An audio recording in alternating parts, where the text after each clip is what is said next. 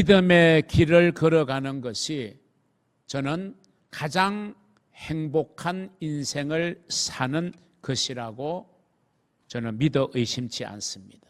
그렇게 저는 확신하고 살아갑니다. 오늘 본문에 등장하는 믿음의 사람 아브라함은 믿음의 길을 걸어가는 결단을 통하여 하나님의 위대한 축복을 받은 주인공이 되었음을 성경은 우리에게 분명하게 증거하고 있습니다. 아브라함이 믿음의 길을 걸었다. 이걸 가만히 생각해 보면 이거는 평범한 사건이 아닙니다. 정말 생각해도 놀라울 따름이 바로 아브라함이 믿음의 길을 걸었다는 것입니다. 왜 그럴까요? 자, 아브라함은 불신의 가정을 넘어서 우상을 만들어 파는 직업을 가진 아버지를 둔 가정에서 태어났어요. 아브라함은 태어나자마자 그 주변이 우상입니다. 눈만 들면 우상이 가득한 집이었습니다. 그렇게 성장했던 아브라함에게 우상은 굉장히 친숙한 도구였을 거라고 짐작할 수 있습니다. 사람이 무엇을 계속 보느냐에 따라서 그것이 친숙해지는 것이거든요. 그런 가정에서 태어났어요. 자, 아브라함이 살았던 도시는 정말 우상으로 가득한 어둠과 절망의 땅이었습니다. 그런 곳에서 살았던 아브라함이 믿음의 길을 걸어갈 수 있었다? 이건 정말 놀라운 일입니다. 그런 아브라함에게 어느 날 하나님이 이렇게 말씀을 하시는 거예요. 창세기 12장 1절 오늘 본문의 시작입니다. 여호와께서 아브라함에게 이르시되 너는 너의 고향과 친척과 아버지의 집을 떠나 내가 네게 보여줄 땅으로 가라. 어떻게 생각하면 정말 생뚱맞은 이야기입니다. 이게 어린 나이도 또는 한참 혈기왕성한 젊은 나이도 아니잖아요. 오늘 본문에 보니까 75세였어요. 75세였다는 것은 이미 거기에 적응할 대로 적응했다는 거예요.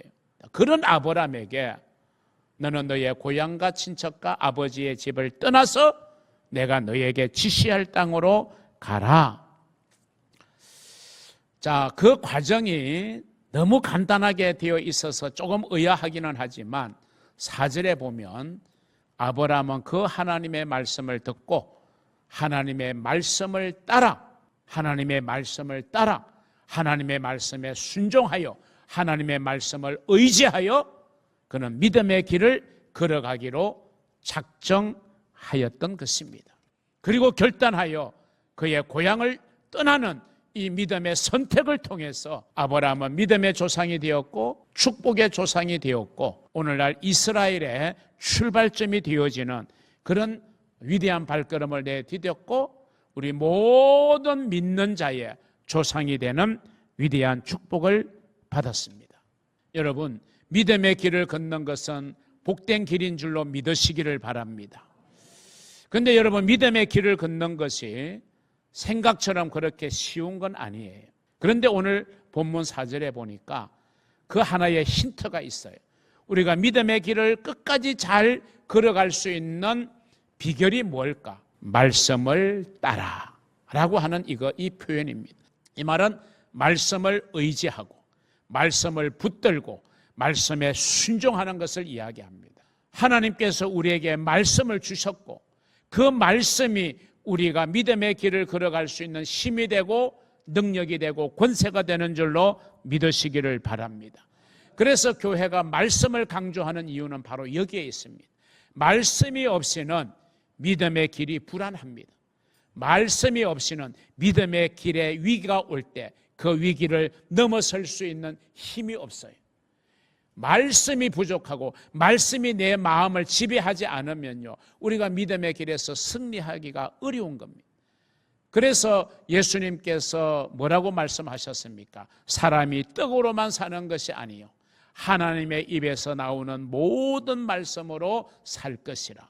우리가 믿음의 삶을 잘 살아갈 수 있는 진짜 힘, 진짜 원동력은 뭐냐? 하나님의 말씀이라는 겁니다. 믿음의 길을 선택하신 여러분, 하나님의 말씀이 여러분에게 있어야 됩니다. 말씀을 붙들고, 말씀을 의지하고, 말씀을 순종하고, 말씀을 쫓아, 말씀을 따라갈 때 저와 여러분이 승리의 길을 걸어가게 될 줄로 믿습니다. 믿음의 길을 걷는 자가 축복된 길이라고 하는 이 말씀의 이유에 대해서 오늘 여러분과 함께 말씀을 나누는데, 믿음의 길을 걷는 자에게 주시는 축복이 무엇일까? 오늘과 다음 주에 걸쳐서 생각합니다. 저는 믿음의 길을 걷는 자에게 주시는 큰 두 가지의 복이 있다고 믿습니다. 성경에 근거하면 첫 번째 복은요, 믿음의 길을 걷는 자는 하늘에 신령한 복이 있고요, 두 번째는 땅에 기름진 복이 있다고 성경은 강조하고 있습니다. 오늘은 그 첫 번째로 믿음의 길을 걷는 자에게 하늘에 속한, 하늘의 신령한 복을 우리에게 주신다는 이 한 가지의 사실을 여러분과 함께 나누고자 합니다. 에베소서 1장 3절은 이렇게 말합니다. 찬송하리로다 하나님 곧 우리 주 예수 그리스도의 아버지께서 그리스도 안에서 하늘에 속한 모든 신령한 복을 우리에게 주시되, 우리에게 준다는 거예요. 그 우리는 누굽니까? 그리스도 안에서 주시니까 그리스도 안에 거하는 자, 곧 믿음의 길을 걷는 자, 저와 여러분에게 하늘에 속한 모든 신령한 복을 우리에게 주신다는 거예요. 자, 그러면 오늘 설교의 본문은 이겁니다. 본론은 우리에게 주시는 하늘에 속한 신령한 복이 도대체 어떤 복을 의미하는 것이냐? 많이 있겠지만 세 가지만 말씀을 드리려고 합니다. 그 첫 번째, 먼저 부르심의 복이 우리에게 있습니다. 부르심의 복. 물론 우리가 믿음의 길을 걷는다는 것과 하나님의 부르심을 받는다는 것은 같은 동시 사건입니다. 우리가 하나님의 부르심이 없이 어찌 믿음의 길을 걸을 수가 있겠습니까? 아브라함이 믿음의 길을 걷는 그 출발이 하나님의 부르심이 있었잖아요. 저와 여러분이 어떤 방법으로든지 간에 믿음의 길을 걸어갈 때는 이미 그 믿음의 길을 걷는 거기에는 하나님의 부르심이 존재되어 있다는 사실을 믿으시기를 바랍니다. 이사야 43장 1절은 이렇게 말합니다. 야곱아, 너를 창조하신 여호와께서 지금 말씀하시느니라. 이스라엘아, 너를 지으신 이가 말씀하시느니라. 너는 두려워하지 말라. 내가 너를 구속하였고 내가 너를 지명하여 불렀나니. 그렇습니다. 하나님의 자녀는 누구든지 예외 없이 하나님이 지명하여 불러준 사람입니다. 불렀다는 말, 지명했다는 말은 무슨 말입니까? 너는 내 것이라. 하나님의 소유가 되었다는 거죠. 하나님이 우리를 부르는 순간 그것은 하나님이 내가 너를 내 것이라고 인정한다는 거예요. 그래서 네가 걸어가는 길에 두려워하지 말아라. 놀라지 말아라. 나는 너의 하나님이 되고 나는 너와 함께 할 것이다. 내가 너를 굳세게 할 것이다. 참으로 너를 도와줄 것이다. 참으로 나의 의로운 오른손으로 너를 붙들어 주실 것이라고 우리에게 약속하고 있는 것 아닙니까? 우리가 믿음의 길을 걷는다는 것은 우리가 하나님의 부르심을 받았다는 사실을 말하고 있고, 이 부르심에는 놀라운 복이 있는 줄로 믿으시기를 바랍니다. 우리가 하나님의 부르심을 받음으로 세 가지의 복을 우리는 받았어요. 그것은 세 가지가 바뀌었다는 거예요. 다른 말로 말하면 세 가지의 변화가 일어났다는 거예요. 그 첫 번째, 우리의 위치가 바뀌어졌습니다. 저와 여러분의 위치가 바뀌어졌고요. 그 두 번째는 우리의 신분이 바뀌어졌고, 세 번째는 우리의 사명이 바뀌어졌다는 것에 대하여 말씀을 나누려고 합니다. 첫째, 우리의 위치가 바뀌어졌어요. 우상의 도시인 이 갈대아 우르에서 살던 아브라함이 하나님의 말씀을 따라 부름을 따라갔을 때 그가 거하는 땅은 하나님이 약속해 준 젖과 꿀이 흐르는 땅, 가나안 땅이었습니다. 오늘날 이스라엘이 살고 있는 그 땅을 의미하고 있죠. 우상의 땅에서 하나님이 임재하는 하나님의 약속의 땅, 젖과 꿀이 흐르는 땅으로 그 위치가 바뀌어진 겁니다. 이것의 영적 의미는 뭐냐? 이 땅에서 살지만 우리는 동시에 하늘의 삶을 사는 사람들이 되었다는 겁니다. 할렐루야. 예수를 믿기 전에 우리의 위치는 멸망의 자리였고 죽음의 자리였지만, 그곳에 거하는 것이지만, 우리가 하나님의 부르심을 받은 후에는 생명의 자리로 바뀌어졌고 축복의 자리로 바뀌어져서 우리가 살아가는 것입니다. 그렇기 때문에 믿음의 사람들이 걸어가는 길은 복된 길이라는 사실이에요.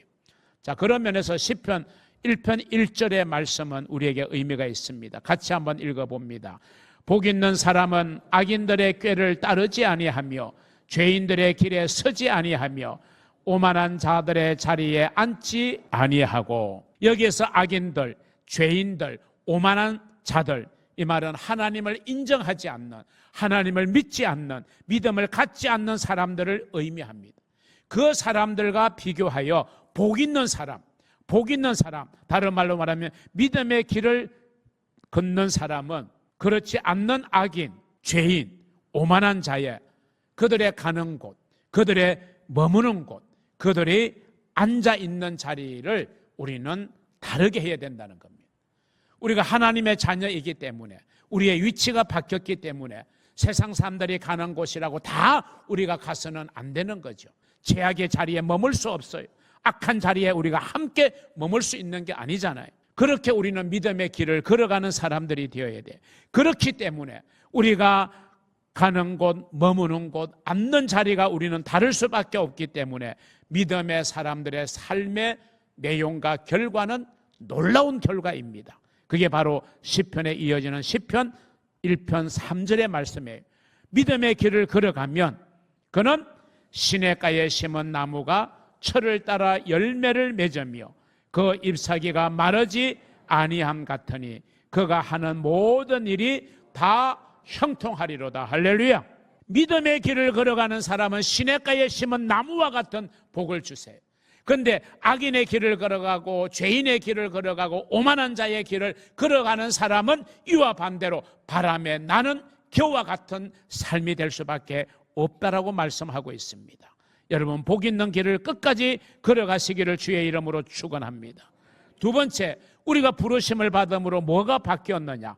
우리의 신분이 바뀌었다는 거예요. 성경에 보면 우리는 죄의 종노릇 하던 자였고 마귀의 종노릇 하던 자라고 말합니다. 그런 우리가 더 이상 죄와 마귀의 종노릇 하던 그런 신분이 아니라 이제 우리는 하나님의 자녀로 우리의 신분이 바뀌어졌다는 거예요. 요한복음 1장 12절은 말합니다. 영접하는 자, 곧 그 이름 예수의 이름을 믿는 자들에게는 하나님의 자녀가 되는 권세를 주셨다. 저와 여러분은 하나님의 자녀입니다. 하나님의 자녀는 어떤 권세를 받느냐? 먼저는 기도의 권세가 있어요. 요한복음 14장 14절, 내 이름으로 무엇이든지 내게 구하면 내가 행하리라. 기도의 권세가 저와 여러분에게 있습니다. 두 번째, 보호받을 권세가 있어요. 이사야 43장 2절, 네가 물 가운데로 지날 때에 내가 너와 함께 할 것이라. 강을 건널 때에 물이 너를 침몰하지 못할 것이며 네가 불 가운데로 지날 때에 타지도 아니할 것이요 불꽃이 너를 사르지도 못하리니. 하나님께서 믿음의 길을 걸어가는 저와 여러분을 보호해 주신다는 말씀이에요.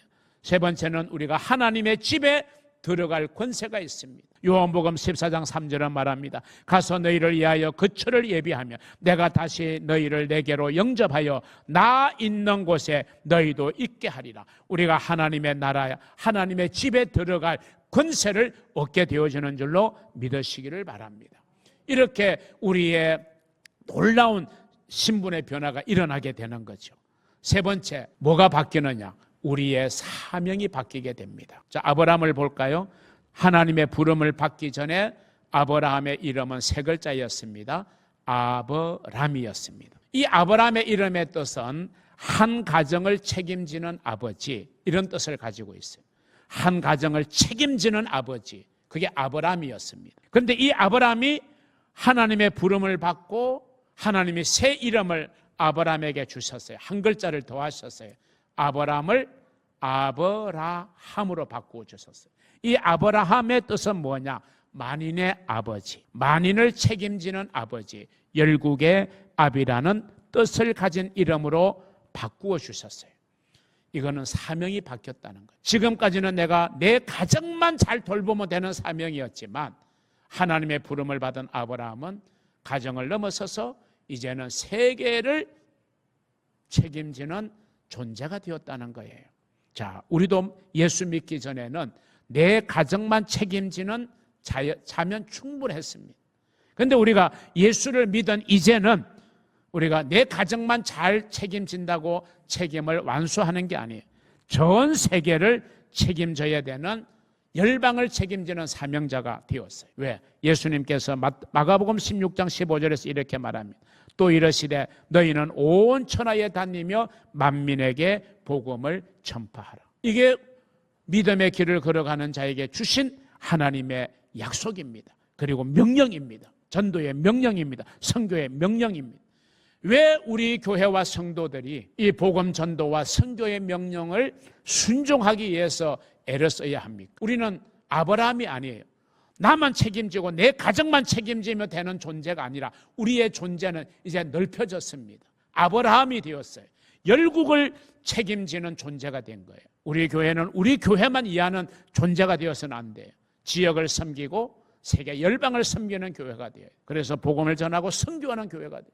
우리 성도들 또한 더 이상 아브라함에 머물면 안 됩니다. 아브라함의 자리에 우리는 머물게 되는 거죠. 그래서 우리는 마음과 힘을 다해서 우리는 선교사를 파송하고 그 선교 사역을 돕기 위해서 우리가 파송하여 열심히 사역하는 선교지를 우리가 격려 방문하고 거기에 우리가 선교사님의 사역을 조금이라도 우리가 보태기 위하고 힘을 주기 위해서 우리는 단기 선교를 가게 되는 것입니다.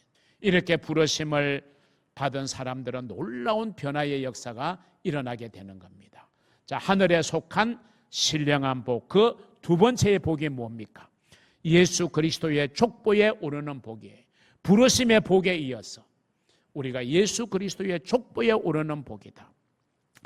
이스라엘 사람들은 족보를 굉장히 중요하게 여기는 민족입니다. 우리 대한민국도 마찬가지로 족보를 중요하게 생각하잖아요.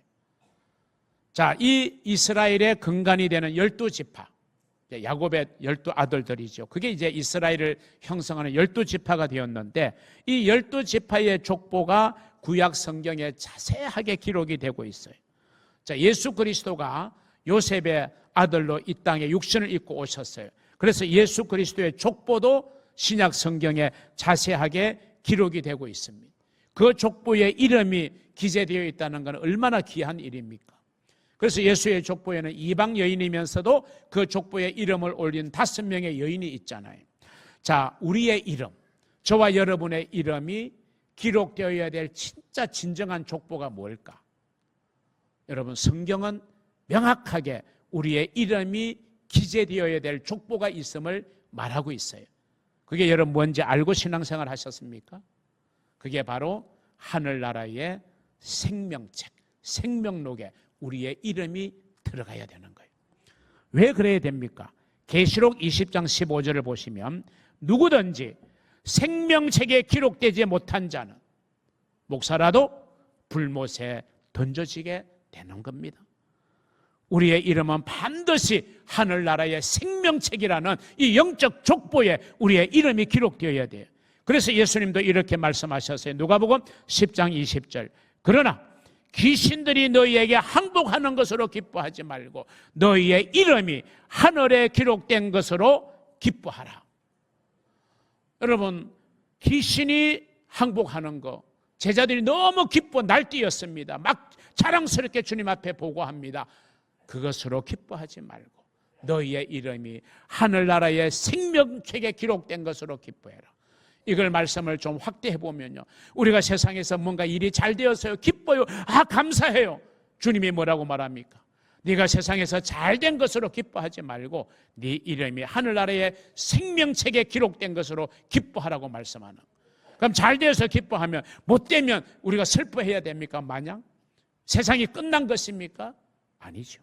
우리의 이름이 생명록에 기록된 것으로 기뻐해라. 빌립보서 3장 20절 21절에 이렇게 말합니다.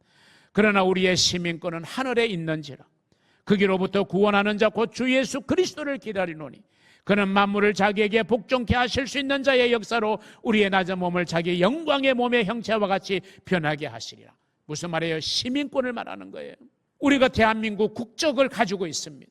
그래서 외국을 나가려면 우리는 여권을 만들어야 됩니다. 여권은 아무나 만들 수 있는 게 아니에요. 우리의 이름이 반드시 주민등록으로 등록되어 있어야 됩니다. 내 생년월일과 내 주민등록번호가 기재되어야 돼요. 그것이 없이는 우리가 여권을 받을 수도 없어요. 수천만 원을 준다고 여권이 만들어지겠어요? 그건 가짜 여권이죠. 이처럼 우리가 대한민국 국민이라는 것은 우리의 이름이 반드시 어디엔가는 내 이름이 세대주가 되었던 동거인이 되었던 아무튼 내 이름이 등재되어 있어야 우리는 국민의 권리를 행사할 수 있는 것처럼 우리는 하늘의 시민권을 가진 사람. 그러면 하늘의 시민권은 누구에게 주는 거냐? 하늘나라 생명책에 이름이 기재되어 있는 사람에게 주는 줄로 믿으시기를 바랍니다. 그러므로 믿음의 길을 걷는 자는 우리의 이름이 하늘나라 생명책에 기재되어 되기에 복된 길인 줄로 믿으시기를 바랍니다. 주님이 우리 안에 들어와 계세요. 우리가 하늘나라의 생명책에 우리의 이름이 기록되면 주님은 우리 안에 들어와서 우리와 더불어 먹고 우리는 주님과 더불어 먹는다고 요한계시록 3장 20절은 말씀하고 있습니다. 우리가 주님 안에 들어오면 우리에게는 놀라운 사실이 이루어집니다. 성령의 인치심이 있어요. 여러분 얼마나 확실한 주님의 보장입니까? 하나님의 부르심이 있어요. 그래서 부름을 받은 자는 예수 그리스도가 우리와 함께 거주합니다. 거기다가 성령의 인치심, 너는 내 것이라, 내가 너를 책임진다, 인치심이 있는 거예요. 삼중 보호막입니다. 얼마나 든든한 버팀목입니까? 저와 여러분에게는 하나님의 부르심과 예수 그리스도와 우리와 함께 거하시고 성령의 인치심이 있는 존재가 되었으니 우리가 얼마나 믿음의 길이 복된 길인 줄로 믿으시기를 주의 이름으로 축원합니다. 마지막 세 번째, 우리는 더 좋은 본향, 더 좋은 고향에 가게 되는 복을 우리는 하늘에 속한 신령한 복의 하나로 받게 되는 겁니다. 믿음의 길을 걸었던 아브라함은 더 좋은 성을 사모하는 삶을 살았어요. 히브리서 11장 9절로 10절에 보면 믿음으로 그가 아브라함이 이방의 땅에 있는 것 같이 약속의 땅에 거류하여 동일한 약속을 유업으로 함께 받은 그의 아들 이삭 및 그의 손자 야곱과 더불어 장막에 거하였으니 이는 그가 하나님이 계획하시고 지으실 터가 있는 성을 바랐습니다. 이 말은 무슨 말입니까? 하나님의 도성을 바라보았다는 거예요. 믿음의 길을 걸어가는 성도들은 이 세상에 가는 견주할 수 없는 더 좋은 하늘의 집을 사모하는 사람들인 줄로 믿습니다. 이 땅에 우리의 육신의 장막은 무너질 때가 있어요.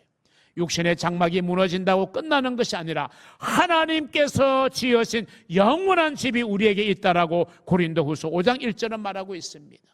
우리는 나그네 인생입니다. 언젠가는 우리가 이 땅을 떠나야 할 때가 있습니다. 그것으로 인생은 다 끝나는 것이 아니라 우리가 궁극적이고 영원하게 거하게 될 우리의 본향의 목적지, 그거는 이 세상이 아닌 하나님의 나라요 천국입니다.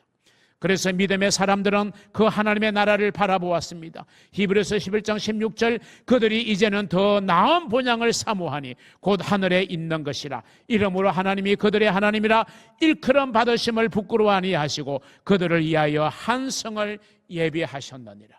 우리에게 놀라운 시온성을 바라보고 예루살렘 성을 바라보는 놀라운 천국의 도성을 우리는 믿음의 눈으로 바라보게 되는 것입니다.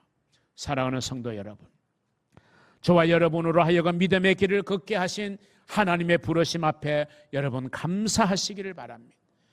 그 복된 길을 끝까지 달려가도록 하나님의 말씀을 여러분 꼭 붙드시기를 축원합니다. 그리하여 믿음의 길을 걸어갈 때 무엇보다도 하늘의 신령한 복을 여러분이 받으면서 이 땅의 삶을 은혜롭게 승리롭게 축복되게 살아가는 주인공들 되시기를 주님의 이름으로 축원합니다.